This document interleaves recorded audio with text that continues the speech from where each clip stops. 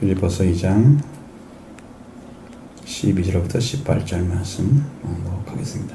그러므로 나의 사랑하는 자들아, 너희가 나 있을 때뿐 아니라 더욱 지금 나 없을 때에도 항상 복종하여 두렵고 떨림으로 너희 구원을 이루라. 너희 안에서 행하시는 이는 하나님이시니 자기의 기쁘신 뜻을 위하여 너희에게 소원을 두고 행하게 하시나니 모든 일에 원망과 시비가 없이 하라.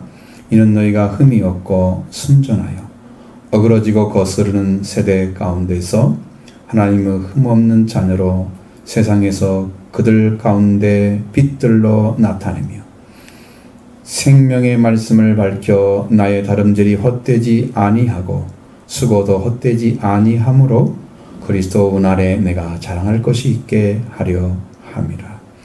만일 너희 믿음의 재물과 섬김 위에 내가 나를 전제로 드릴지라도 나는 기뻐하고 너희 무리와 함께 기뻐하리니 이와 같이 너희도 기뻐하고 나와 함께 기뻐하라.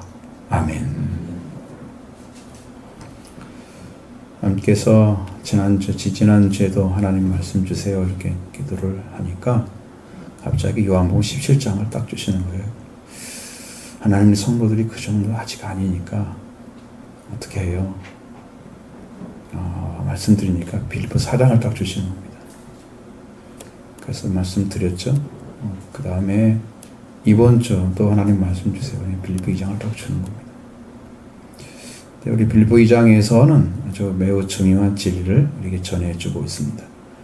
그건 예수 그리스도의 인성과 신성에 대한, 신성과 인성에 관해서 말씀하시고 또 예수 그리스도가 어떻게 아버지 하나님께 자신을 바쳐서 마치 노예와 같이 그 자리에 서서 순종하면서 죽음심으로 복종하셨는가 아주 밝게 가르쳐주고 있습니다. 빌립보 2장 5절 이하에서 예수 그리스도의 마음을 품으라 그렇죠? 그리스도의 예수의 마음을 품어야 할 이유를 8절까지 말씀하시죠. 그 다음에 이렇게 하셨기 때문에 하나님께서 그를 이렇게 높이셨다. 그리고 모든 무릎을 예수님 이름에 꿇게 하시고 예수 그리스도를 모든 사람들이 주라 시인해서 하나님 아버지께 영광을 돌리게 하셨다. 아버지께 그렇게 영광을 돌렸다. 그런 말씀입니다. 그래서 이런 배경하에서 12절 말씀이 연결이 되는 거예요. 그러므로 나의 사랑하는 형제들아. 이 말씀을 이해를 못하고 지나가면 여러분이 그 말씀의 깊이를 이해할 수가 없습니다.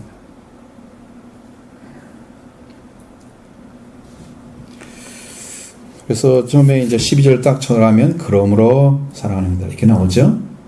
자, 이게 그러므에 대한 말씀을 먼저 드리는 것이 더 옳은 것 같아요. 그러니까 벌써 성경을 읽는 게 아니고 여러분들이 눈으로 따라오셔야 됩니다. 예수님께서 어떠한 그리스도 예수님의 마음은 어떠하셨는가? 어떻게 아버지께 행하셨기 때문에 하나님께서 그에게 모든 무릎을 꿇게 하시고 모든 이름으로 주라고 시인하게 하셔서 아버지가 영광을 받으시는 그 사실에 주목해야 됩니다. 내려놓는 것은 자기를 인정하지 않는 것입니다. 나를 필요하는 자의 뜻대로 행하가는 것입니다. 자기가 가진 것이 무엇인지 혹 권세가 있든지 어떤 능력을 가졌든지 어떤 부유를 소유했든지 그 조건에 상관없이 그 환경에 상관없이 순종함으로 내려놓는 것. 예수님은 아버지 하나님의 뜻을 따라서 완전하게 자신을 내려놓음으로써 하나님이 행하시려는 인류의 구원을 이루어 주셨습니다. 인류에게 구원의 길을 열고 구원을 받게 하셨습니다. 이러한 자리에 계신 예수 그리스도의 마음을 너희 안에 품으라고 가르쳐주고 있습니다. 너희 가운데 이 마음 곧 그리스도 예수의 마음을 두라. 품으라 말은 두라는 말입니다. 마음을 두라. 이 자리가 내려놓음을 가르쳐주는 말씀입니다. 이렇게 내려놓음이 예수님이 가지신 마음과 같은 것입니다. 예수님은 하나님의 형체를 가지고 오셨다고 말씀하고 있습니다. 우리는 본체라가 나와 있죠. 오늘 형체. 이 말씀은 예수님에게 아버지께서 함께 하셨다고 하는 사실을 하신 것으로 함께 계셨다고 하는 하신 말씀으로 확실하게 우리에게 가르쳐 주었습니다. 요한복음 16장 32절 하반절에 보면 내가 혼자 있는 것이 아니라 아버지께 나와 함께 계시느니라 말씀해 주셨습니다. 아버지께서 아들이신 예수님과 함께 계심으로 하나님의 형체가 와 계신 것이었습니다. 여러분, 예수님이 우리한테 함께 계시죠? 그럼 예수님의 형체가 이미 와 있는 거예요. 그래서 우리한테 뭐라 그래요? 하나님의 형상이 예수님 안에 있죠? 예수님의 형상이 우리 안에 이루어지면 우리가 구원이 이루어진 거예요. 똑같은 거예요. 성령 받으면 역시나 똑같이 옵니다. 예수님이 빌립에게 나를 본 자는 아버지를 보았다고 할 때도 똑같은 말씀을 하셨습니다. 요한복음 14장 9절 10절의 말씀에도 그렇습니다. 예수께서 이르시되 빌립아 내가 이렇게 오래 너희와 함께 있을 너희가 나를 알지 네가 나를 알지 못하느냐? 참, 여러분 함께 있어도 모르면 큰일이죠. 나를 본 자는 아버지를 보았거늘 어째 아버지를 보이라 하느냐? 왜 그렇게 말씀하시느냐? 나는 아버지 안에 거하고 아버지는 내 안에 거하는 것을 네가 믿지 아니하느냐? 자, 믿음이 없기 때문에 보지를 못한 거예요. 그렇기 때문에 자꾸 아버지가 진짜 영으로 계시니까 아버지를 보여달라고 자꾸 얘기하는 거예요. 실제로는 예수님 안에 와 계시는데 영으로. 그러니까 이게 전혀 알 수가 없는 거예요. 왜 믿지 않느냐고 하는 거예요. 아버지가 지금 함께 계신 내 안에 나는 아버지 안에 있어. 그게 뭐야? 지금 아버지 하나님의 형체가 예수님 안에 존재하고 있다는 거죠. 성령 받으면 다 오는데요. 이게. 내가 너에게 이르는 말은 스스로 하는 것이 아니라 아버지께서 내 안에 계셔서 그 일을 하시는 것이라. 그러니까 예수님의 일은 누구예요? 하나님의 일이에요. 그러니까 아버지가 하시는 일을 그대로 하고 있는 거예요. 예수님은 아버지 안에 거하시고 아버지는 예수님 안에 거하시는 것, 이것으로 완전하게 예수님과 아버지는 하나의 관계에 있으며 하나이시라는 거죠. 예수님 아버지의 일을 행하시기 위해서 구약에 약속했던 그 그리스도의 구원, 완성, 율법과 선지자를 완성하기 위해서 오셨습니다. 그러나 하나님께서 복종하시는 자리에, 하나님께 복종하는 자리, 곧 하나님의 형체를 가지심에도 불구하고 자기를 동등됨을 취할 것이 여기지 않으시고, 취할 것 여기지 않다면 이퀄로 삼지 않았다. 나와 아버지는 이퀄이야, 똑같아. 동등한 자리를 붙잡으려고 생각하지 아니하시고. 그러니까 예수님은 여러분 이걸 잘 배우셔야 됩니다. 이게 얼마나 중요한지 이 말씀을 잘 이해 못하면 확 비틀어집니다. 하나님의 형체가 그대로 예수님 안에 계시는 거예요. 그런데 그 하나님의 형체를 붙잡으려고 생각하지 않으셨다는 거예요. 이것이 그리스도 예수의 마음이에요. 자, 하나님 자신이 와 계시는데 예수님은 육신을 가지고 오셨잖아요. 그러니까 하나님 됨은 포기하시는 거예요. 하나님 되시면 포기하는 거예요. 하나님의 형체를 붙잡는 건 포기하시는 거예요. 그리고 인간 편에만 쓰시는 거예요. 육체로 오신 그 인간 있죠? 그 몸만 가지고 일을 하시는 거예요. 그러니까 예수님이 하나님의 능력을 나타내시고 이거 하고 하시지만 마지막 돌아가실 때는 인성으로만 하시는 거예요. 그래서 인간이 되셨기 때문에 아버지 이걸 어떻게 해요? 나 하나님 아프지? 예? 죽지 않도록 해달라고 막 간절하게 기도하고 그러시는 거지. 하나님의 자리에 섰으면 그게 두렵지 않죠. 죽음이라는 건. 하나님이 아니고 인간으로만. 이게 확실하게 비워졌습니다. 자, 이게 비워진 자리인데 비우단 말은 밖으로 나가서 아무것도 없게 하다. 예수님은요 하나님의 형체를 가지고 계셨지만 그거를 붙잡으려고 생각하지 않았습니다. 하나님의 형체만 이것을 붙잡지 아니한 것이 아니라 그것을 비웠다 하는 것입니다.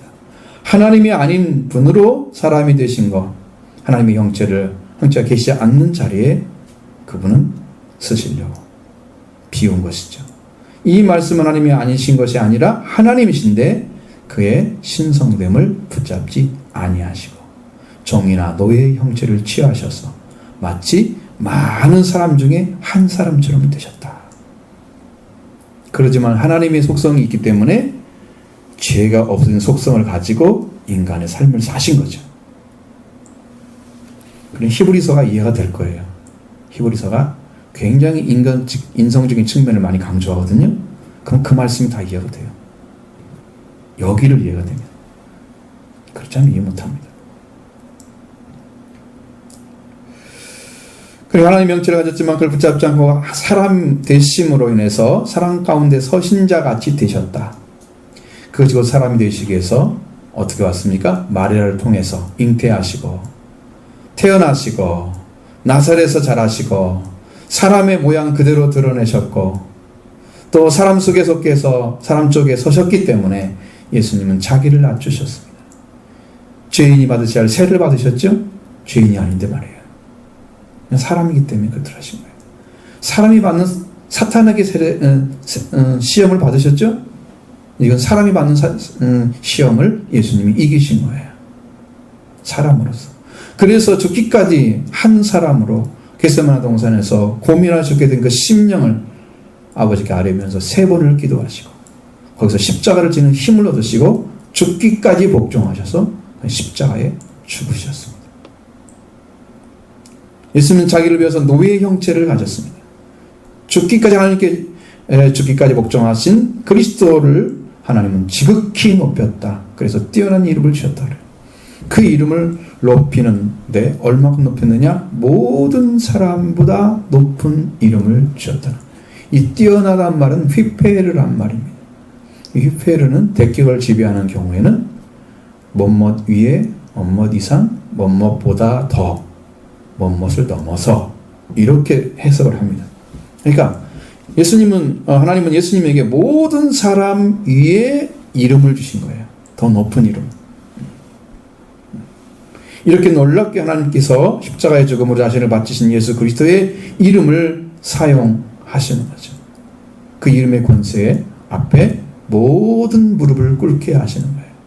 하늘에 있는 자들, 땅에 있는 자들, 땅 아래에 있는 자들의 그 권세를 다스리는 권세를 허락하신 것입니다.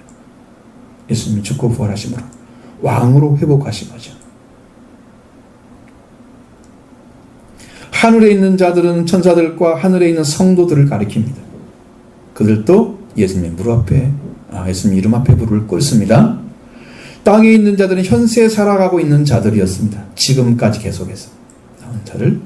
땅 아래 있는 자들은 사탄의 무리와 지옥에 있는 자들까지 예수님의 다스림이 안 닿는 곳이 없이 다 그 이름 딱 되면 무릎을 꿇어야 됩니다. 지역에서 가장 많이 하는 말은 내가 예수를 몰랐어. 예수를 알았으면 믿을 텐데. 그러니까 예수의 이름을 부르는 거예요. 제가 말씀드리지만 지역에 가면 전도가 제일 잘 될 거예요. 한 번만 기회를 주시면 나는 무조건 믿겠습니다. 지역에 있는 사람은 다 그렇게 외칩니다. 내가 몰라서 이때가 기회였는데 몰라서 끝났습니다. 그렇죠? 다 돌이킬 수 없는 영적 환경 때문에 하나님은 그걸 다시 돌이키지 않을 것입니다. 그러면 지옥이 없어지면 죄를 지은 건 어디 가고 그럼 사탄은 어떻게 해? 다 말이 안 돼. 영적 관계가 말이 안 돼. 자, 이 이름을 부를 때 주라고 부릅니다. 우리가 하늘과 땅 아래 있는 자들이 무릎을 꿇고 있는 그 대상은 왕밖에 없습니다. 산자와 죽은 자를 심판하러 오신 예수 그리스도, 생명을 다스리고 사망을 다스리는 왕이십니다. 그래서 산자의 입에서 예수 그리스도를 주라 시인하신 하나님이 영광을 받으시는 거죠. 우리가 살아서 예수를 주라고 고백하면 하나님이 영광을 받으시는 거죠. 여러분의 입으로 예수님을 주라고 과감하게 확실하게 당대하게 온전하게 믿음으로 고백하면 하나님께서 영광을 받으시는 것입니다. 예수님을 주라고 시인하는. 자, 이렇게 해서 예수 그리스도의 마음, 그 마음은 자신을 죽기까지 내려놓으시고 오로지 하나님의 목적을 위해서 쓰임 받으신 예수 그리스도, 그로 말미암아 주신 구원을 항상 두렵고 떨림으로 너희 구원을 이루라고 하십니다. 이게서 12절 말씀이 연결이 되는 거예요. 이 말씀이 이해가 안 되면 이 두렵고 떨림이란 말이 왜 나온지를 몰라. 왜? 자, 12절 보겠습니다. 그러므로 나의 사랑하는 자들아, 너희가 나 이세레뿐 아니라 더욱 지금 다 없을 때에도 항상 복종하여 두렵고 떨림으로 너희 구원을 이루라. 아멘. 자, 보십시오. 그러므로 나의 사랑하는 자들아. 그랬습니다. 사도들에게 사도 바울은 하나님께서 그리스도를 사용하셔서 우리에게 완전한 구원을 주셨으니 너희는 이 구원을 이렇게 이루라고 말씀하십니다. 이 하나님께서 우리를 위해서 그리스도의 마음, 자기를 비우고 마치 사람인 것처럼 아버지 하나님께 종으로 나타나시고 그리고 순종하고 죽기까지 복종하셔서 이뤄놓으신 이 구원을 받아야 하기 때문에 이것을 두렵고 떨림으로 이루라고 말씀하십니다. 물론 우리는 구원받아야 할 자격도 없습니다. 그렇게 그리스도와 같은 마음을 가져야 우리가 어떠한 자리에 있기 때문에 그렇게 말씀하시는지 여러분은 살펴봐야 합니다. 우리가 어떤 대상이 되기를 원하기 때문에 이 말씀을 주시는지를 알아야 한다는 거죠. 자, 이 말씀은 빌립보 교회 성도들에게 오늘은 우리에게 하나님께서 말씀해 주고 있습니다. 바울의 걱정했던 것은 뭐냐면 빌립보 성도들이 바울에 있을 때는 열심히 구원을 찾고 있을지 모르지만 지금 내가 떨어져 있어. 거기 있지 않아. 그때에도 게을리지 하지 않고 항상 복종해서 두렵고 떨림으로 너희 구원을 이루라고 하셨습니다. 나 있을 때 더욱 나 지금 없을 때 이게 문제예요. 자, 너희 구원을 이루라고 말씀하시죠. 이루라는 단어는 케테가르조마의 동사 명령형입니다. 이건 현재 중수 디포넌트 2인칭 복수로 카테르 가제스테라고 하는 단어입니다. 카테르 가제스테. 문전을 정확하게 이해를 못하면 이게 문법으로 봐야 돼요. 그러면 정확하게 합니다.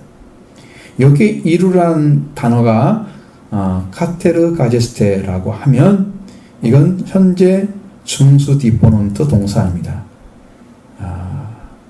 이 중수 디포넌트 동사라는 의미 자체가 여러분 수동태로 나타나는데 능동태로 행동하는 것을 말합니다. 자, 여러분 이렇게 수동태로 얘기했는데 나는 행동할 때 능동태로 해지는 거. 그러니까 우리말은 그런 게 없어요. 우리말은 적당한 말이 없어요. 그런 단어가 없습니다. 좀 어떻게 이걸 읽어야 되냐면 이 동사는 자신을 위해서 타의에 의해 보내짐을 받은 능동적인 행동. 끝에가 행동이 중요하잖아요. 끝에는 능동적입니다. 그리고 그 시작이 자신을 위해서야. 그런데 자기가 스스로 한 게 아니고 타의에 의해서 보내짐을 받아서 그 다음에 그걸 가지고 내가 능동적으로 행동을 해나가는 거예요. 일단 수동적이면서 능동적이잖아요. 그렇죠? 그러니까 이게 합쳐진 거예요. 이걸 이제 디포넌트 동사라고 이렇게 합니다.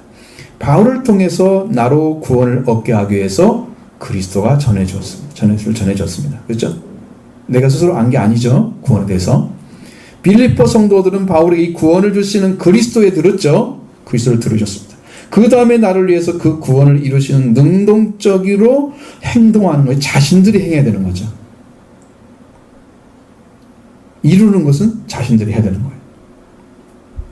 그리스도를 믿음으로 받아서 구원을 얻으려고 한 것은 타의로 시작되었지만 그 다음은 자신에서 능동적으로 행동하는 거예요. 이건 누구를 위한 거니까? 나를 위한 거니까. 구원을 이루라는 말은 나를 위해서 하는 겁니다. 지금 나입니다. 여러분 욕심도 없어요? 구원받는 거? 여러분을 위해서 받으라는데 말씀 전하는 게 싫어요? 전하는 받는 거? 나는 사명이니까 한다고 해봐. 그럼 여러분도 뭐야? 응? 그래서 이것은 나를 위한 것이니, 그러니까 나를 사랑하는 사람이면 이 구원을 이루는 삶을 살아가야 된다는 거죠. 마땅하다는 거죠. 나를 사랑하는. 그래서 나의 사랑하는 자들아 라고 부른 거예요. 이게 누구한테 필요하니까? 너희들한테 필요하니까. 이 사랑하는 자들아 너희 이것을 받아. 너희들이 해야 돼 라고 얘기하는 것이죠. 이 말씀하고 있습니다. 반드시 이루어져야 하기 때문에 두렵고 떨림으로 구원을 이루라 라고 말씀하십니다. 그래서 구원은 이 말씀을 받은 기쁜 구원의 기쁜 소식을 들은 자들에게 이루어지는 것이기 때문에 바울에게 기쁜 소식을 들은 빌립보 성도들에게 오늘 우리 도림교 성도들에게 너희 구원을 이루라고 하십니다. 어떤 중심을 이루라고 하느냐? 바울이 있을 때에 뿐만 아니고 더욱 지금 다 없을 때에도 항상 복종하여 들었고 떨림은 너희 구원을 이루라. 이 말씀이 나중에 차이가 있어요. 뭔 말인지는 달라지니까 보십시오. 우리는 바울이 없는 시간의 세대에 살고 있습니다. 우리는 성경으로 이 복음을 가르침 받았습니다. 물론 성령을 통해서 성령이 말하지 않고는 복음의 진리를 알 수 없습니다. 성령을 가르쳐 주었습니다. 그리고 그러면 어떻게 다뤄야 됩니까? 우리에게 주신 말씀, 이 말씀을 받은 여러분들은 이 구원을 이루어갈 때에 항상 복종해야 된다는 거예요. 이 구원 때문에 복종을 해야 되는 거예요. 구원 때문에. 항상 생각하고 항상 이 구원에 목말라하고 배고파하는 것입니다. 항상 이 구원을 이루는데 복종하는 삶이 이루어지는 이것이 아니면 우리는 아무것도 얻었다 할 수가 없습니다. 구원을 못 받았는데 구원을 받은 성도의 삶을 이야기하기도 힘들지만 나는 빈털털인 거죠. 구원 못 받으면 뭐 열매가 있어야잖아요. 예수를 믿었으면 예수님 여러분 와 계신 열매가 있어야잖아요. 예수님이 열매니까. 근데 예수님이 안 계시는 크리스찬들이 된다 이 말이죠. 이건 열매가 없는 거예요. 그래서 어떤 것도 얻은 것이 없는 것입니다. 그래서 구원을 이루는 것, 그 그리스도가 가신 십자가와 피 흘림과 부활로 우리가 하나님의 자녀로 부활되는 것만이 열매가 되는 거예요. 산자가 되는 거예요. 그러니까 그분 이루신 구원이 여러분 이루어지는 게 구원이라는 나한테 구원을 받는 거예요. 그 외에는 아무것도 없습니다. 이 세상에 얻는 것은 하나님에 들어가는 얻는 것과 비교할 수 없습니다. 그렇기 때문에 하나님의 영광에 들어가서 그 영광을 누리는 자녀가 되게 하시려 절대 구원의 자리를 잃어버리지 않게 하기 위해서 항상 복종하여 구원을 이루는 방향으로 달려가라고 말씀하시는 겁니다. 그 두렵고 떨림으로 너희 구원을 이루라. 이건 절대로 어떤 것과 바꿀 수 없는 가치를 가져다 주기 때문입니다. 여러분이 죽음을 가지고 있을 때는 천국의 영광에 들어갈 수 없는 무가치한 존재에 불과합니다. 그래서 지옥에 던져지는 거죠. 그러나 천국에 들어갈 자리를 그리스도를 통해서 찾은 자라면 그는 천하를 주고 그 목숨을 바꿀 수 없는 가치를 가진 자이기 때문에 가치가 잦아졌기 때문에 하나님의 영광 중에 들어가서 그 영광을 받고 살아가게 하나님은 그걸 원하고 계십니다. 왜? 자녀들을 잃어버렸기 때문에 찾고 계시는 거예요. 잃어버린 자녀를. 바울이 영광이 왜 큽니까? 그는 그리스도를 발견하고 이 보배를 질그릇에 담아가 가지고 있었습니다. 이 구원에 주시는 그리스도를 발견하고 그 모든 것을 배설물로 같이 여겨버렸죠. 그리고 그리스도를 믿고 부활의 권능을 믿고 그 고난을 알아갔습니다.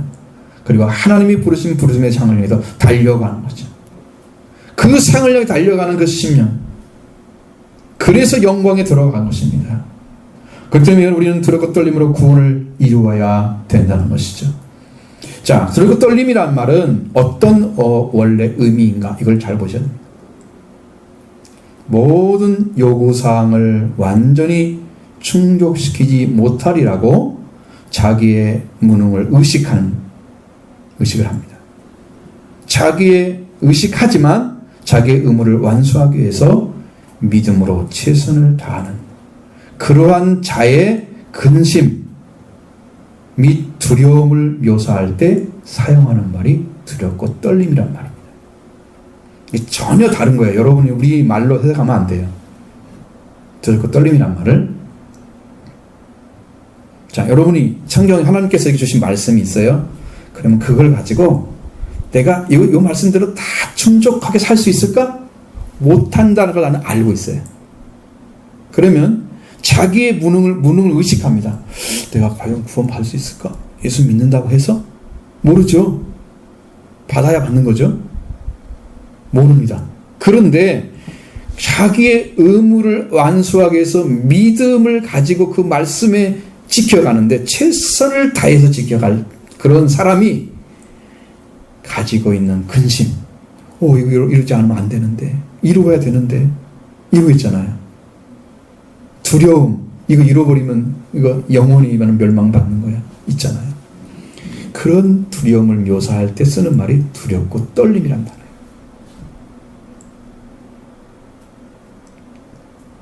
사랑하는 성도 여러분, 우리가 어떠한 방법을 다 동원하고 어떠한 일을 한다 할지라도 이 구원을 이뤄낼 수 있는 없는 자인 것을 여러분 알고 있지요. 우리는 아무것도 할 수 없습니다. 우리에게 이러한 능력이 없다는 것을 잘 알고 있습니다. 하나님의 말씀을 다 지켜야 구원을 받는다고 하면 우리는 자격 미달이 될 것입니다.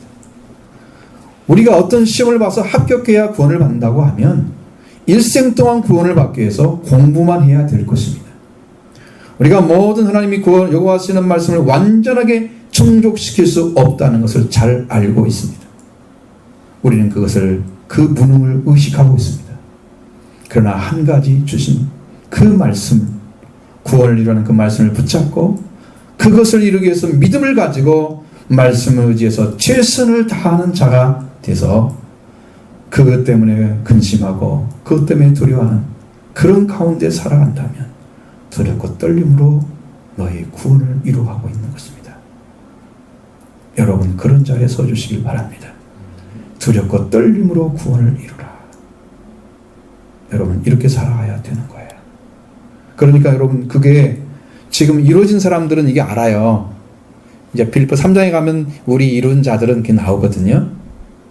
이루어진 사람들은 이게 이제 괜찮지만 아직 안 이루어진 사람들은 이거 문제잖아요. 이루어야 되겠죠. 구원을 이뤄야 되겠죠. 이루어야 됩니다. 근심하고 걱정하면서 정말로 난 할 수 없지만 구원을 받으라는 말씀을 붙잡고 그 말씀을 붙잡고 믿음으로 계속 전진해 가는 거예요. 하나님 나에게 이 구원을 주십시오. 나에게도 주십시오. 이렇게 이루어가는 것입니다. 이렇게 행하시는 이가 누구냐? 하나님이십니다. 13절 보겠습니다. 너희 안에서 행하시는 이는 하나님이시니 자기의 기쁘신 뜻을 위하여 너희에게 소원을 두고 행하게 하시나니. 아멘. 너희의 구원을 이렇게 이루라는 말씀대로 행하게 하시니 소원을 두고 행하게 하시는 분 하나님이십니다. 이 구원을 쫓아가도록 늘 역사하시는 분은 하나님이십니다. 그 여러분 마음속에 이 말씀이 나도 구원 받아야지, 나도 구원 이루어야지, 말씀을 받아야지 깊이 영접하고 항상 부족하지만 이런 중심을 가지고 근심하고 두려워하면서 그걸 찾아가면 여러분 구원을 이루어가고 있는 거예요. 그렇게 행하게 하신 분 누구다? 하나님이신 거죠. 그러면 이제 여러분이 구원을 이루어가는 방식은 하나님 손에 맡겨준 거죠.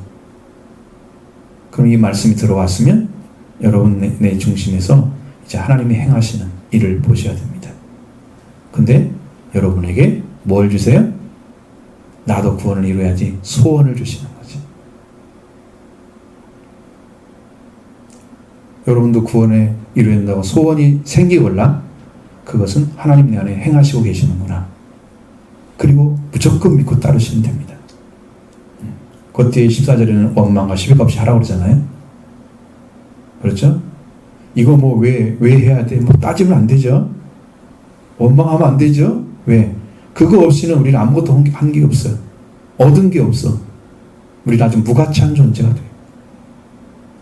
그러려고 예수 믿는 거 아니잖아요. 그죠? 그렇게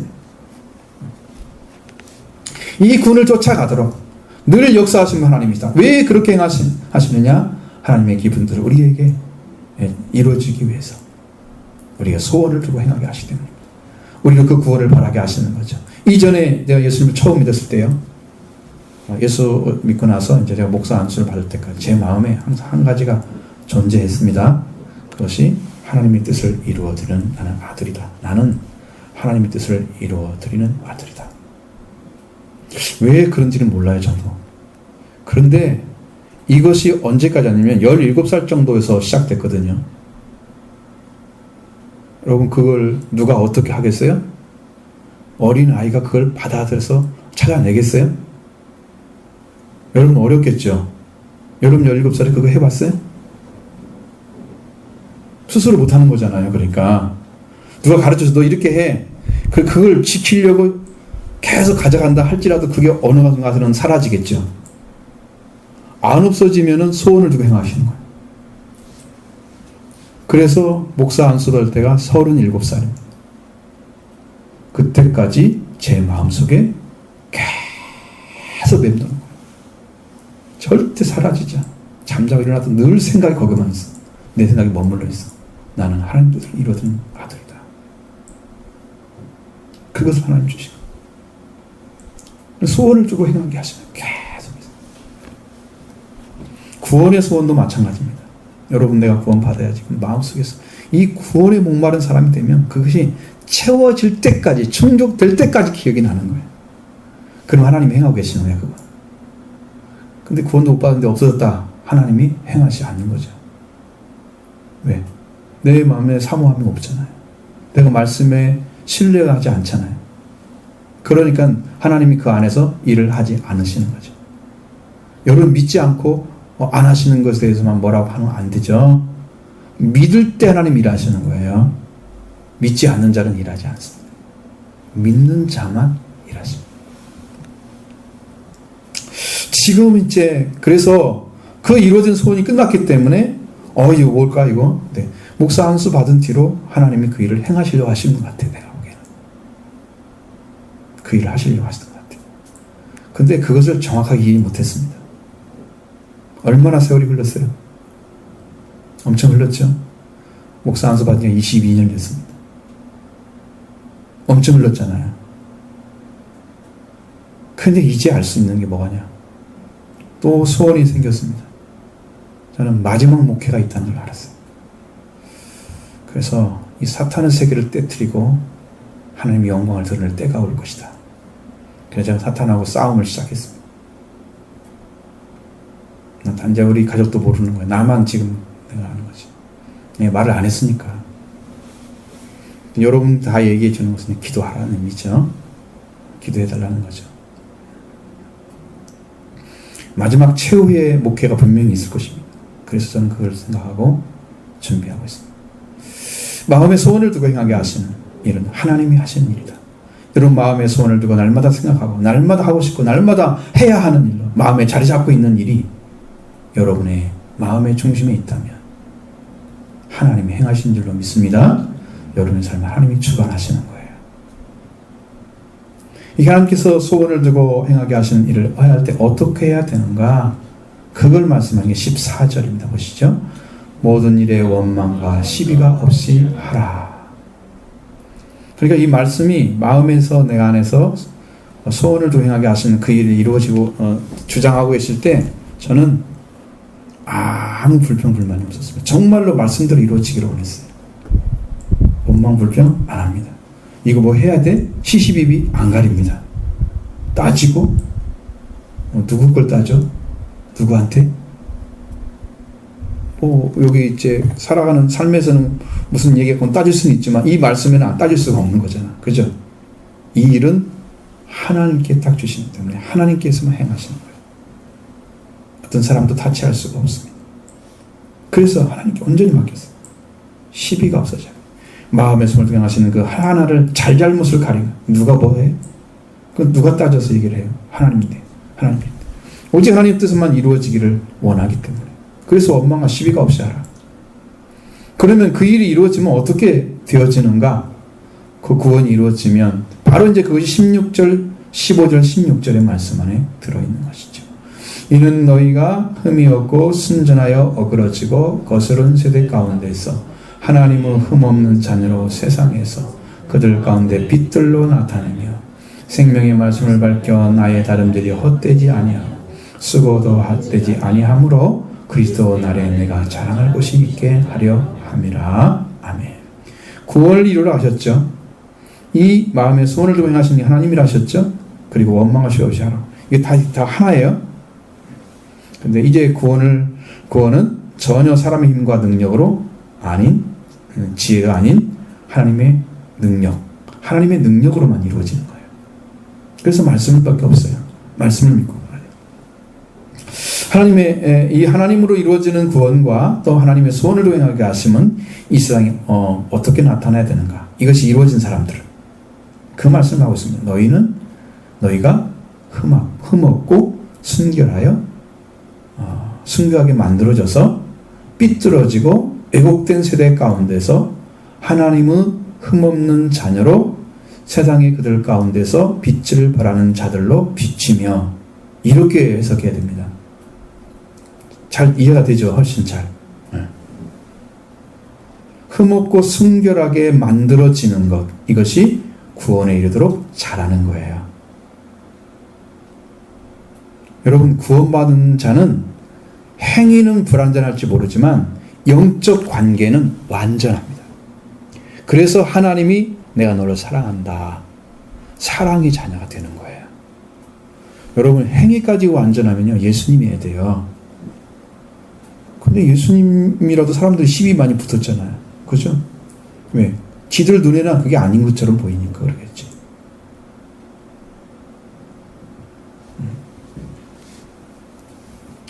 흠없고 순결하게 만들어진 구원에 이르도록 자라고, 그 다음에 진리를 알고 성령의 열매를 맺은 성품들, 세상은 삐뚤어지고 왜곡된 가운데 있는 자들, 그들과 전혀 다른 자녀로 드러나는 거죠.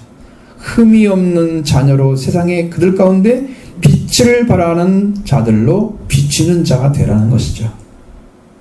이것은 딱 언어에 보면요, 천체가 빛을 발하는 것처럼 비추라, 그렇게 써 있습니다. 마치 천체가 빛을 발하는 거 있잖아요. 태양 보세요. 발하죠?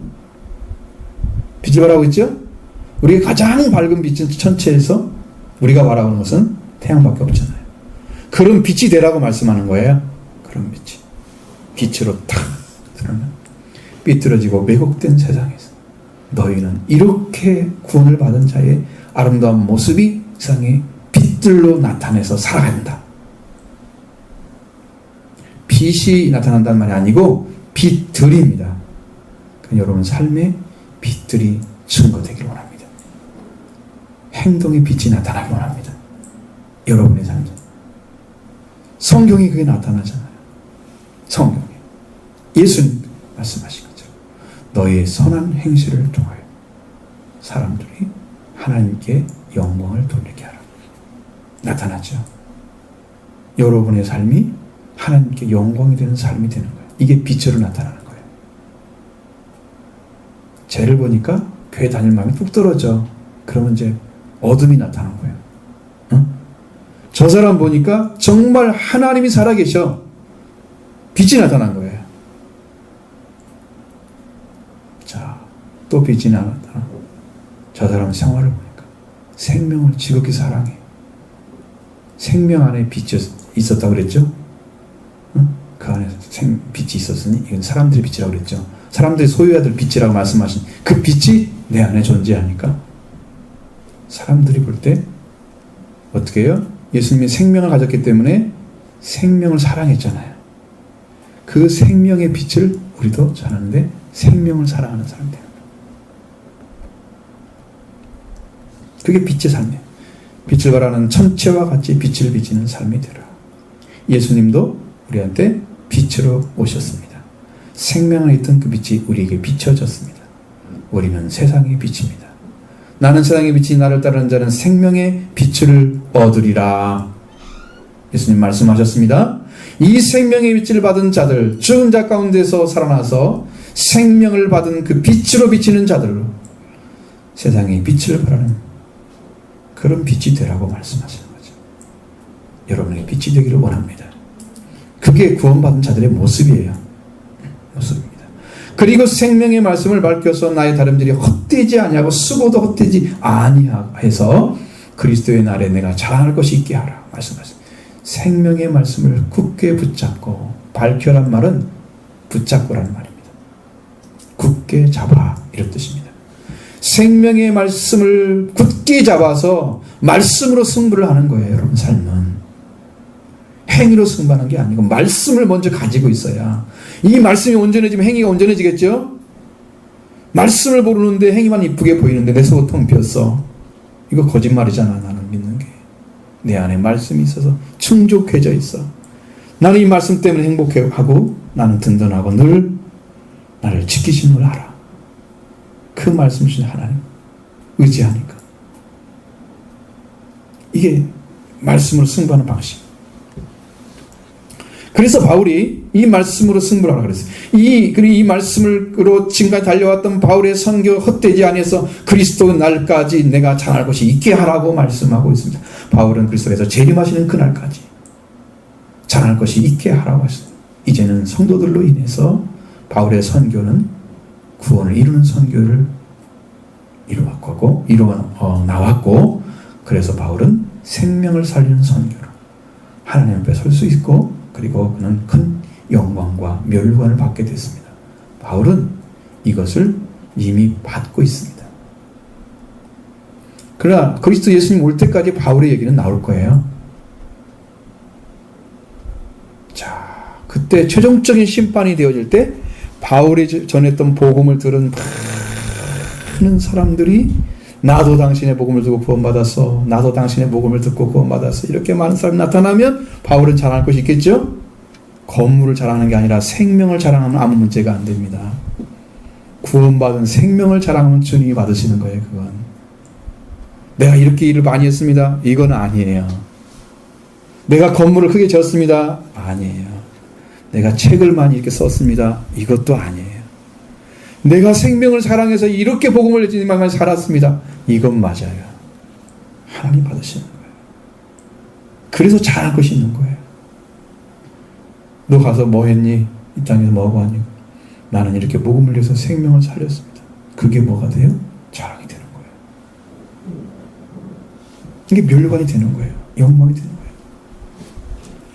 자, 그 다음에 바울은 빌립보 성도를 위해서 순교한다 할지라도 아깝지 않게 여겼다. 뭘? 자기 목숨을. 이 말씀이 17절로 18절에 있습니다. 보시죠. 만일 너의 믿음의 재물과 섬김 위에 내가 나를 전제로 드릴지라도 나는 기뻐하고 너희 무리와 함께 기뻐하리니 이와 같이 너희도 기뻐하고 나와 함께 기뻐하라. 아멘. 사도 바울은 만일 너의 믿음의 재물과 섬김 위에 내가 전제로 드릴지라도 나는 기뻐한다. 그러니까 너희도 기뻐하라. 너희 무리와 함께. 너희도 기뻐하고 나와 함께 기뻐하라. 그러니까 기쁨을 어떻게 누리느냐 이런 것을 지금 얘기를 해주는 건데, 여기서 한 가지 정확하게 알아야 할 것은 믿음의 재물과 섬김이라는 말입니다. 이 말이 뭔 말이냐면 믿음의 희생적인 섬김을 가리키고 있습니다. 재물이 될 정도로, 희생이란 말은 재물을 가리키는 거예요. 구약의 제바 뭐라고 그랬어요? 동물의 제사라고 그랬죠? 그래서 재물이라고 그랬습니다. 그게 바쳐지는 것이 어떻게 바치는 거다? 희생이라고 그랬습니다. 그 바치는 것을. 제사를. 그렇죠? 그렇게 성도들이 믿음으로 희생해 가면서 섬김을 나타낸 그것을 여기서 이제 믿음의 재물과 섬김 위에 라고 얘기한 것이죠. 그들은 선교하는 축복된 교회 성도들이었습니다. 믿음을 희생적으로 섬김을 가져가면서, 믿음으로 희생하면서, 그런 성도들의 믿음으로 헌신적인 섬김을 믿음과 재물과 섬김이라고 표현해줘. 오늘날 우리의 섬김이 충만해지는 교회는 빌립보 교회와 같이 선교에 적극 지원하는 성도들입니다. 그들은 믿음으로 희생과 봉사를 했던 성도들입니다. 충성된 자들입니다. 우리 교회도 이러한 믿음이 세워지기를 원합니다. 우리 교회는 선교하는 교회입니다. 원래 제가 선교교회를 지었어요. 처음에 이름을 지을 때 선교교회를 지었습니다. 전주 선교교회. 근데 이 시골에 있으면서 세계 선교교회는 좀 그렇더라고요. 그래서 전주 선교교회 개친 거예요. 어떤 사람은 이상한 이름 가져와가지고 에덴 장로교회, 에덴 교회를 지어요. 물줄기 교회를 만들어요. 아니, 그건 아니고 선교교회. 뭐 선교하는 교회, 이거 좀 이상해요. 개척교회 같은 데는 하는이란 말 써요. 희망찬 교회. 그러면 언제까지 희망찬 교회일까요? 그런 식으로 이게 좀 이름이 좀 이렇게 움직이는 이름을 써요. 우리는 선교하는 교회, 선교교회입니다. 선교하려면 믿음이, 모든 성도의 믿음이 횃불처럼 타올라야 합니다. 하나님의 사랑하는 하나님을 사랑하는 사랑에 뜨겁게 성령으로 그리고 하나님을 섬기면서 생명을 사랑하는 사랑이 타올라야 합니다. 불처럼 타올라야 합니다. 하나님의 성령이 함께 하셔서 온전한 섬기 헌신과 봉사가 넘치는 교회가 이루어지면 이게 선교하는 교회입니다. 이게 선교교회입니다. 원래 바울은 이러한 신앙의 삶을 살아가려고 빌립보 성도들의 헌신적인 섬김에 대해서 그들에게 이야기하는 거죠. 내가 나를 전제로 드릴지라도 나는 기뻐하고 너희 무리와 함께 기뻐할 것이다. 그러니까 너희도 이와 같이 기뻐하고 나와 함께 기뻐하라. 나는 너희 무리와 함께 기뻐할 거니까 너희는 나와 함께 기뻐하라. 그런 뜻입니다. 너희도 기뻐하고 나와 함께 기뻐하라. 나는 나를 기뻐하고 나는 너희 무리와 함께 기뻐할 테니까 너희는 너희들끼리 기뻐하고 나와 함께 기뻐하라. 이런 말이죠. 네 가지를 지금 이야기하고 있는데 똑같은 이야기. 반복적이지만 그게 얼마나 큰 기쁨이라는 걸 알고 있기 때문에 바울은 자기 생명을 아끼지 않았습니다. 전제란 구약에서 행해진 제사의 하나인데 피를 상징하는 포도주를 붓는 의식을 말하고 있습니다. 주로 포도주를 붓는 의식을 했습니다. 전제는 포도주를 붓는 일이었지만 그 외에 기름이라든가 동물의 피를 붓는 일도 있습니다. 구약에는 59회가 전제라고 번역되어 있고 신약에도 이제는 전제라고 번역했습니다. 옛날에는 관제라고 번역해놨습니다. 틀리죠? 서로 다른 이름 쓰고 있잖아요. 그래서 전부 전제로 통일시킨 거예요. 야곱은 베들에서 돌기둥에 전제물인 포도주와 또 기름을 부어드렸다. 창세기 35장 14절에 그렇게 나와 있습니다. 이 전제를 드렸다는 것이죠. 전제는 이스라엘 제사 지속에 있어서 독립된 제사가 아니고 번제를 드렸을 때 보조적 제물을 말하는데 거의 대부분은 포도주가 바쳐졌습니다. 전제. 번제는 여러분 화제와 같이 태우는 거잖아요. 그것도 일종의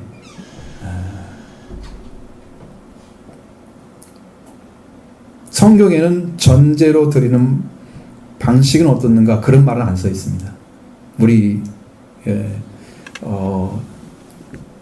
개신교 성경에는 안 나와 있습니다. 그러나 이제 시스라서 같은데 우리가 지금 보지 않는 다른 성경에는 그게 나와 있습니다. 시스라 지에서 같은 데는 이렇게 부어라 그런 게 있죠. 미슈나라는 그 얘기 많이 말씀드렸죠. 초막절에 뭘 하느냐 여기다 전제를 드렸습니다. 워터 리베이션입니다. 물을 가지고 이렇게 붓는 거예요. 물을 붓는 의식입니다. 그게 전제. 그럼 피를 부으면 또 그 전제죠. 또 기름을 부어도 전제죠. 포도주를 부어도 전제죠. 그런데 여기는 전제만 나타나고 있습니다. 바울은 이 전제를 순교의 피와 관련시킵니다. 자기가 죽을 순교를 가리키고 있습니다.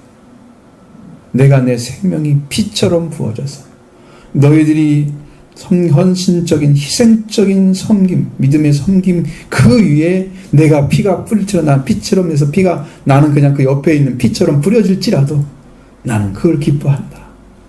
그럼 바울의 기쁨은 어디서 오는 거예요? 아니 자기가 중심이 아니잖아요. 전제는 맨 마지막에 드리는 그냥 보조적인 거잖아 이건. 근데 자기가 제 보조가 되고 빌립보 성도들이 헌신적인 그 섬김이 주가 돼서 그렇게 내 생명이 바쳐질지라도 나는 기뻐하고 또 기뻐하래. 여러분은 얼마나 바울이 빌립보 교회를 사랑하는지 아시겠죠? 생명을 다 주어도 아깝지 않았습니다. 그 사랑이 여기에 나와 있는 거예요. 사도 바울 안에 계신 성령님 생명을 사랑하는 중심이 얼마나 뜨겁고 열렬한지를 밝히 말해주고 있습니다. 우리는 이런 사랑을 나누는 성도와 목회자가 되기를 원합니다. 저는 바울과 같은 사랑이 완전히 회복된 것은 아니죠. 그러나 분명한 게 있습니다. 하나님의 말씀을 전해서 하나님이 주신 완전한 구원을 여러분과 나누고 싶습니다. 그것을 알게 해서 여러분들과 함께 헌신적인 섬김으로 드려지기를 원합니다. 하나님의 참 사랑을 전하는 목회자 삶을 꿈꾸고 있습니다. 저도 그 길을 걷기를 원하는 거죠. 자, 너희 구원을 이루라 하신 이유 뭘까? 그것은 열매입니다. 바울을 통해서 전해진 이 복음으로 인해서 완전한 구원을 이루는 것이죠. 내가 가지고 있는 이것밖에 안 돼요. 나는 믿음이 이만큼밖에 안 돼요. 그거 아무 상관없습니다. 네가 모질르는 거 다 알고 있다 이 말이죠. 두렵고 떨림이란 것은 어떤 조건을 말하는 게 아니에요. 내가 무슨 일을 한다고 해서 이게 만족하겠어 하나님이? 알아요 하나님이.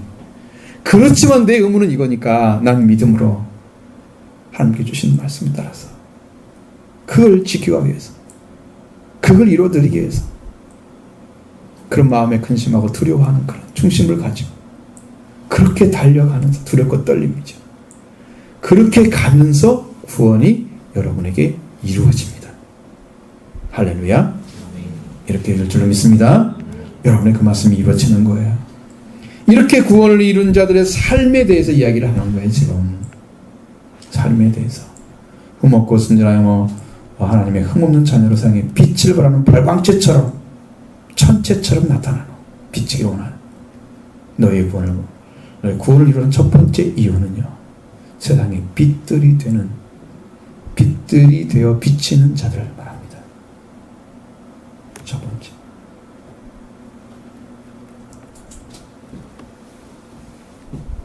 빌립보 교회 성도들은 성령의 말씀을 굳게 잡아서 하나님께 바울을 부르셔서 부르신 부르면 상하여 달려갔던 그 다른 일도 헛되지 않게 그리스도의 재림의 날까지 사도 바울의 자랑거리가 되기를 바랐다. 자, 이 자랑거리는요, 생명의 길을 걸으며 생명을 살린 자들이 다 자랑거리예요. 가서 가면 넌 누구 때문에 구원받았나? 다 알죠, 주님은. 그 말씀을 받아들여서 구원받았습니다. 자, 우리의 삶이 이렇게 나타나는 거죠. 두 가지로. 그러면 여러분, 바울은 자신을 빌립보 교회의 성도들의 믿음의 희생적인 섬김의 전제, 자신의 피, 포도주가 피를 상징하니까 자신의 피를 드릴지라도 너희 무리와 함께 너무 기뻐할 것이다. 그러니 너희도 나와 함께 기뻐하고 또 너희 무리와 함께 나도 기뻐할 것이다. 똑같은 이야기를 하고 있지만 우리한테 기쁨이 되는 것은 뭐냐? 바울 안에 계신 그리스도 예수의 그 심령 때문입니다. 사람이 복음에 타올라야 되는 이유가 뭐냐면 여러분들도 그렇게 하셔야 되죠. 성령이 오시면 그렇게 됩니다. 성령이 오시면. 많은 교회들이 지금 이 소리가 벌써 전조노회 안에서 새 교회가 지금 세워지고 있습니다. 제가 이제 청지부장에서 그것은 이제 탐방을 해봤어요. 교회에 어떻게 세워집니까? 교회 가보니까 예배당이 조그만하게 예쁘게 만들어 놓고 시작을 하고 있어요. 어떤 교회는 두 번째 간 교회는 45평가 되는데 그 땅에다가 교회를 지었어요. 조립식으로. 그 예배당이 이렇게 앉고 이렇게 앉고 한 20명? 많이 앉으면 20명, 25명 밖에 안 되는데 조그만하게 지었어요. 그래도 목회한다고 그렇게 해서 기도하고 엎드리고 있습니다. 생명을 살리기 위해서 교회가 세워지는 거죠. 근데 지금은 교회가 세워지면 확률이 예전에는 10%였습니다. 지금은 1%만 살아난다. 다 죽습니다. 세워지면 죽고 세워지면 죽고. 왜?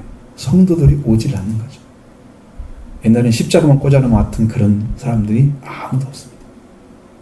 지금은 모셔가도 안 옵니다. 다 배부른 거죠. 세상으로 배부르니까.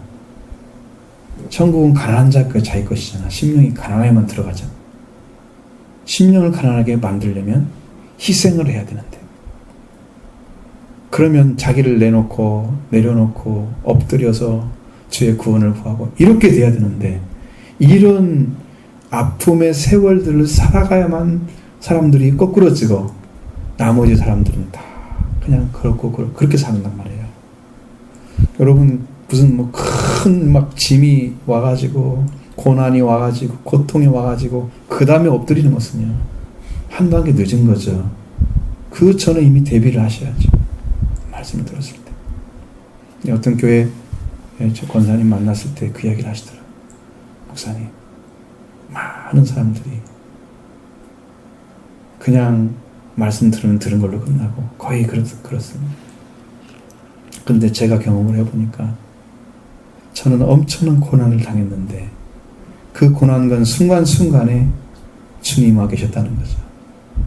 고난을 당했는데 자기는 아파도 받고 죽을 고비도 넘겨받고 그냥 뭐 빈털터리가 다 돼서 집에서 좀 막 집이 없는 상태로 막 쫓겨나고 다 해봤는데 하나님 나를 다루셔서 이렇게 해서 내가 구원을 받았습니다. 그런 거예요. 그런 내가 왔습니다. 보통 성도들은 전혀 그렇지 않습니다.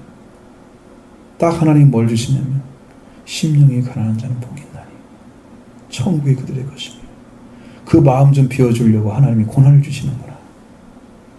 심령이 가난해야 되니까 다른 거 의지함이 없어야 되니까 그래 주는구나. 그 말씀 딱 주신 하나님께서 그냥 성령께서 그냥 팍 깨닫게 하신 거예요. 우리들도 우리 교회도 지금 달려갈 길이 많거든요. 그러니까 여러분 고난이 오기 전에 미리 대비하셔야 됩니다. 제가 선포하는 것은 사탄과 전쟁을 시작했습니다. 그리고 그 다음에 지금 진행입니다. 그래서 성도들이 당하지 않게 하려고 성도들을 맨 처음에는 우리 가족을 먼저 칠 겁니다. 사탄이 그 쫓겨나게. 그러니까 우리 가족을 위해서 기도를 해야 됩니다. 그 다음에 나와 함께하는 성도들을 칠 겁니다. 성도들의 가정, 사업체, 일하는 곳곳에 다 칠지. 그러니까 그것도 대비를 하셔야 돼요. 근데 내가 한 사람 한 사람에서 기도를 합니다. 그 다음에 우리 친척들을 칠 겁니다. 나를 아니까. 그분들을 위해서 기도를 해야 됩니다. 그 다음에 나를 위해서 기도하는 사람이 있습니다. 그 나를 아는 사람들을 위해서. 이 사탄이요.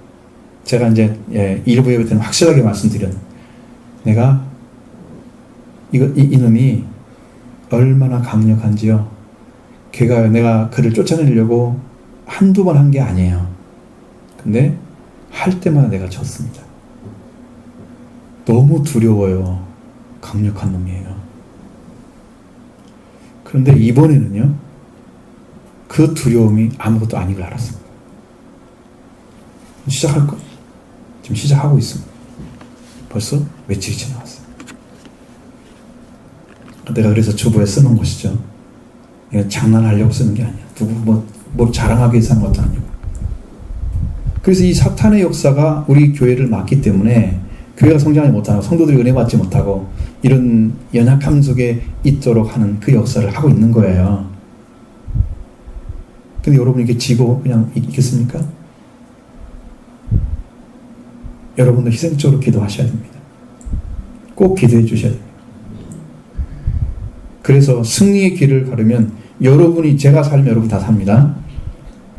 그냥 말씀이 흘러나올 거예요. 성령께서 능력으로 권능으로 다 나타나실 거예요. 그렇게 지금 시작하고 있습니다. 나도 여러분을 사랑할 준비를 하고 있는 거죠. 바울처럼 심령으로 사랑, 마음을 다해 사랑, 내 몸이 찢겨질 때 사랑, 이제 사랑의 준비를 하고 있는 거죠. 이 복음이 완전히 되어지면 이해하기는 너무 쉬워질 겁니다. 그 대신에 세상의 공격도 많을 겁니다. 우리는 그것도 생각하고 있어야 됩니다. 잘 된다고 다 좋아하는 게 아니에요. 잘 되면 꼭 못되게 하는 놈이 꼭 나타나죠. 어느 일을 하든 똑같습니다. 어느 일 하든지 병원도 마찬가지고요. 무슨 일을 해도 똑같습니다. 꼭 반대조가 나타납니다. 그러니까 여러분 교회가 잘 되면 완전 나타날 수 있습니다. 그러니까 기도하셔야 됩니다. 마지막 때는 이게 있을 것이다. 그래서 제가 이제 이 말씀을 통해서 여러분에게 말씀드립니다. 바울의 심령이 가지고 저도 일하고 싶은 여러분들 그런 심령으로 받으시고 이제 구원의 길을 같이 걸으시길 바랍니다.